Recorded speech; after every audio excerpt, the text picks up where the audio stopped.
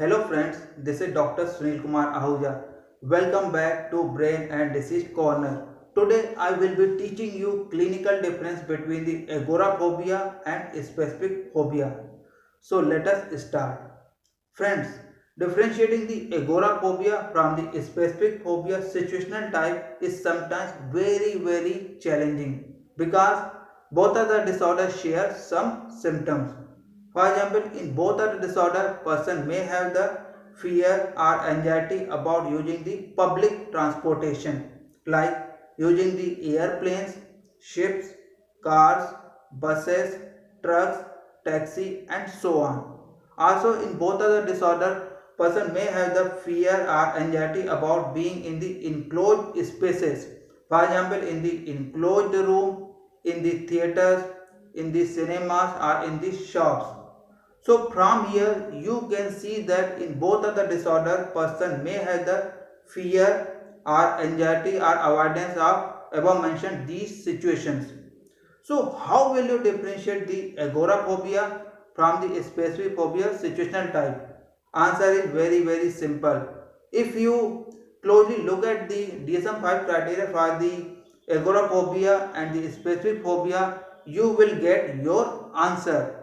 If you go through the criteria B of the agoraphobia, this criteria clearly indicates that patients with agoraphobia have the fear or anxiety about the thought that help will not be available or escape might be difficult in the event of developing the panic-like symptoms or other incapacitating symptoms or embarrassing symptoms like the falls or incontinence.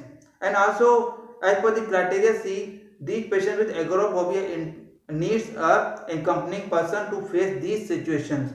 So from here you can conclude that patients with agoraphobia actually have the fear or anxiety about the panic-like symptoms but not the situation per se. Whereas in DSM-5 criteria for situational type, no such criteria has been mentioned. Actually, patients with specific phobia of situational type have the fear of these situations.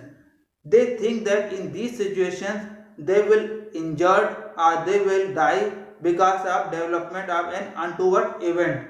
For example, if they enter in the room, they will die because of a roof will fall down or fan will fall down on his or her head. So from here you can conclude that patient with agoraphobia actually has the fear or anxiety about the panic-like symptoms, not the situation per se.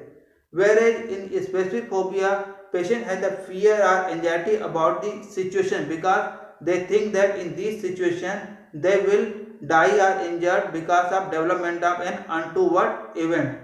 And also we can differentiate the agoraphobia from the specific phobia from the number of the agoraphobic fears they have. For example, in agoraphobia, patient has the more than or at least two agoraphobic situational fears, whereas in situational specific phobia, patient has the only one agoraphobic situational fear. For example, in agoraphobia, person has the fear of enclosed spaces as well as the fear of using transportation in the same person. Whereas in specific phobia situational type, patient has the fear of either the using the public transportation or in the enclosed space in the same person. So from here you can differentiate the agoraphobia from the specific phobia situational type on the three parameters. First one is the patient with the agoraphobia actually has the fear or anxiety about the panic-like symptoms but not the situation per se. And these patients with agoraphobia needs accompanying person to face these situations. Whereas patient with the specific phobia situational type has the fear of situation only. They believe that in this situation they will die because of development of an untoward event. And also patient with agoraphobia has the fear of the two or more than two agoraphobic situations. Wherein in situational specific phobia patient has only the fear of only one agoraphobic situation. Thank you so much for watching this video. If you have still any query, you can comment on the comment box. I will try to solve it. Thank you so much.